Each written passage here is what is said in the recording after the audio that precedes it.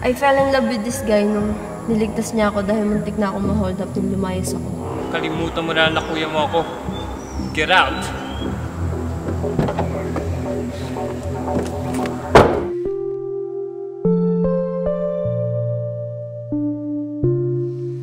See you around. Be sure to say hi.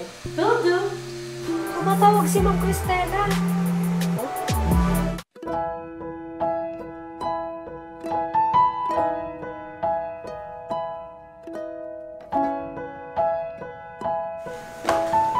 Oh! Andito na pala kayo. Kanina ko pa kayo hinihintay.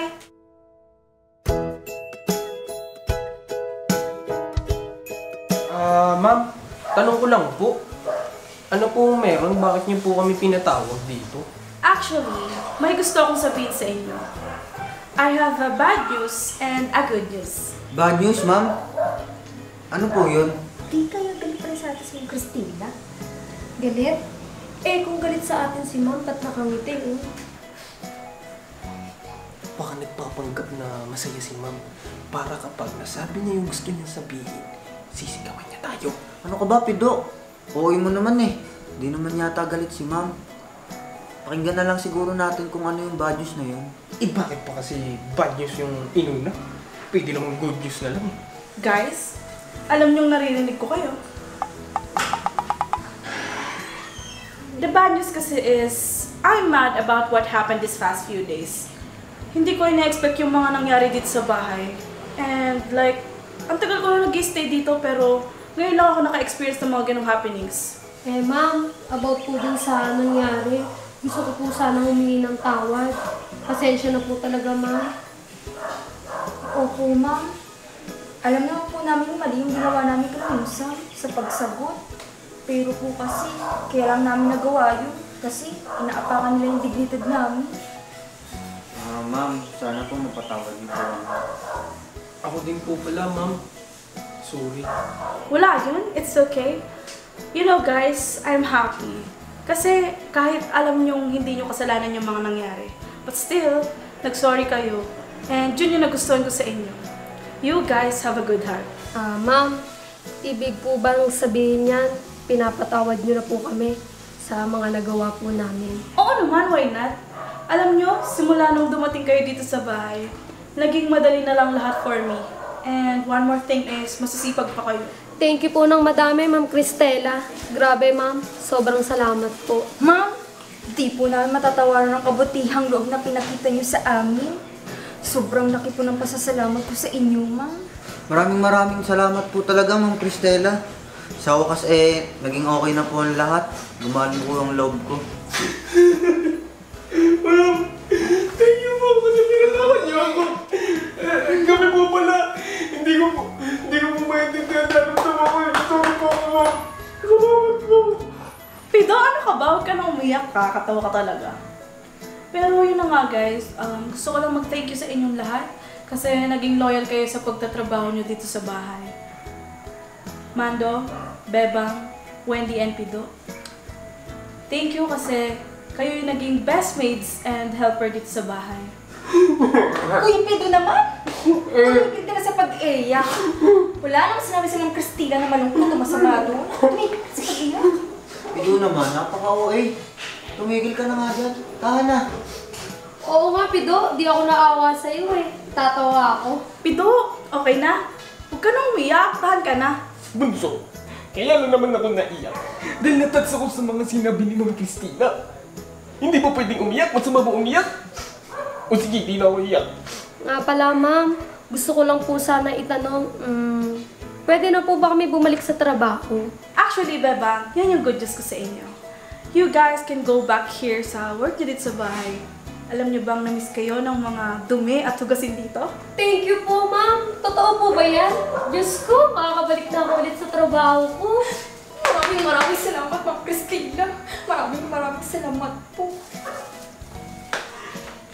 Maraming salamat po. Pinapailan nyo naman ito. Oo. Ma'am, salamat. Oo naman, Pido. Pero ma'am, salamat po talaga. At napag-usapan na po natin yung tungkol sa trabaho. Kailan po kami pwede magsimula? Maganda yung tanong. Actually, next week pa kayo makakapagsimula. Kasi I have a lot of things to fix pa. Tsaka nga pala nalaman ko na lahat kay Wilma. She told me everything. At yun, kaya ako nakapag-decide na kausapin kayo. So, see you next week, ha? Ma'am Cristela, una na po kami. Maraming salamat po. Thank you po, Ma'am Cristela. Sobrang namiss ko po magtrabaho ulit dito. Una na po kami, Ma'am Christina. Bye-bye po. Bye po, Ma'am.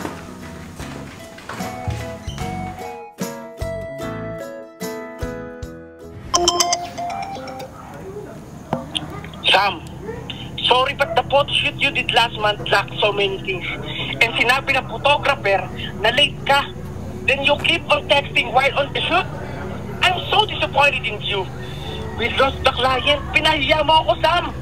Dad, I'm sorry. I was supposed to be on a date that day. I don't care.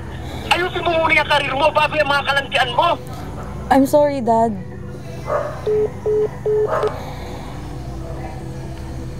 Still couldn't believe what's happening to that family. I know, they're all messed up. I'm so done with them. Just focus on your career na lang kaya, Sam. Don't tell me what to do. Sam, chill. I'm just saying. I said, don't tell me what to do. Sam, what's with the attitude? So now, I'm the one with the attitude. Eh kayo nga tong sabi na pinili ni Carlos yung katulong na yon. Ikaw tong nakikipagkompetensya sa kanya eh. We told you to flirt with someone else. Don't raise your voice at me. Chill the F out, Sam. What's wrong? I'll tell you what's wrong. You two keep buzzing around my head telling me what to do. Why don't you live your own life? Hindi ka talaga marunong respeto ng kaibigan, no? After all we've done for you, Sam. Done for me? What exactly did you do, Trixie? Sam, relax. Shut up, Eunice. I don't need your any of the stupid things you'll say. You are crossing the line of our friendship, Sam. And you know that. So be it. I don't need you. Is it always about you, Sam? Sa'yo na lang ba umiikot yung mundo mo? Really? Look who's talking. If it weren't for Trixie, we wouldn't be friends. Oh, okay. So after everything we've been through, hindi mo pala talaga ako gusto for being me? You still hang around me because of Trixie. Damn right. So that means you don't have the right to talk to me this way. So again, Eunice, keep your mouth shut. Teka, bakit biglang sabi mo binuntong yung galit mo? I think she lost her mind. Ah, I see. Kasi natalo siya ng katulong. Say that again at di lang yan naabutin mo. Tama na! Eunice, let's go! Hanging around with this lunatic such a waste of time. No need. Ako na.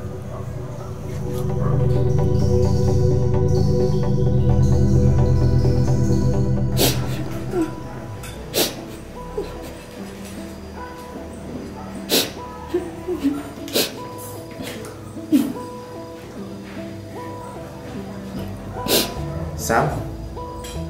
Are you okay? It's okay. I don't wanna talk. I just stay here and I can leave you like this.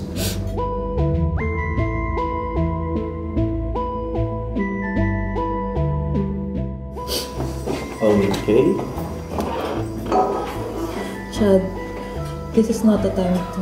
Please. I'm not being a fuckboy or whatever you think I am. Concerned lang ako.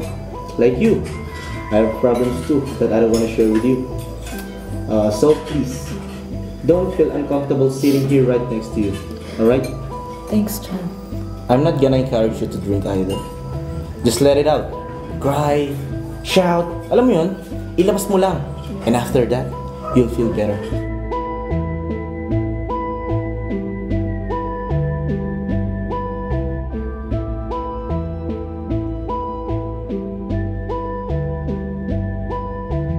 I feel a little better now. Are you ready to talk about it? No, but thanks. I appreciate you staying here with me. Anytime. Do you have a ride home? I'll just grab my way home. Hatid na kita. No, it's okay. I insist. You sure? Yes. But you're drunk. Just a little. But I can handle it. Alright. Thanks, Chad. Let's go.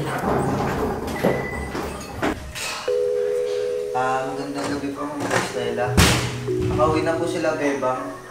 Pumalik lang po talaga ako kasi may gusto po akong tanongin sa inyo. Oh, Mando, ano yun? Have a seat. Thank you po, ma'am. Ma'am Cristela, Hindi ko po kasi napansin si Wilma. Day off niyo po ba? No, she quit. Po? Mando, mayaman si Wilma. She doesn't belong here. Alam mo na ba? Mayaman pala siya. Eh, bakit siya nagtrabaho dito? Alam mo ba na nagpanggap si Wilma na maid? Kasi na-inlove siya sa isang kagaya mo. Mando, alam mo, gumawa siya ng paraan para hindi mo makita yung agwat niyo. Tinawid niya yung mundo mo para maabot ka niya. Pero bakit? She didn't mention eh. Pero ang sabi niya, she loves you, kaya siya nagpanggap na maid. That's it. Mando, I'm not telling you to love Wilma. You know, follow your heart. I can see that you're happy around Bebang. Pero bakit parang nung nawala si Wilma, doon ko lang lalo siya na-appreciate. Oh, and another thing is, her name is not Wilma. It's Allison. Ako nga pala si Mando. I'm Allison. Dun sa Alabama, yeah. Huwag kang magsasama, di ka bibitinin basta ako nang bahala. Siya nga, naalala ko na. Sobrang bait niya sa akin. Sobrang bait sa akin ni Allison. Sana may pagkakataon pa para makapagkita kami muli. Actually, meron. I still have her number. I think she'll be thrilled if you guys can talk about it. I'll give you 20k cash if mapapayag niyo siya at ma-set up niyo kami sa isang date. Naku, sir, di ko po kaya. Deal! Yun, ma'am. Sige po. Pero gusto ko po kasama kayo. Oh, okay, no problem. Ma'am, may alam ako magandang lugar. Bukas na bukas. Ayos to.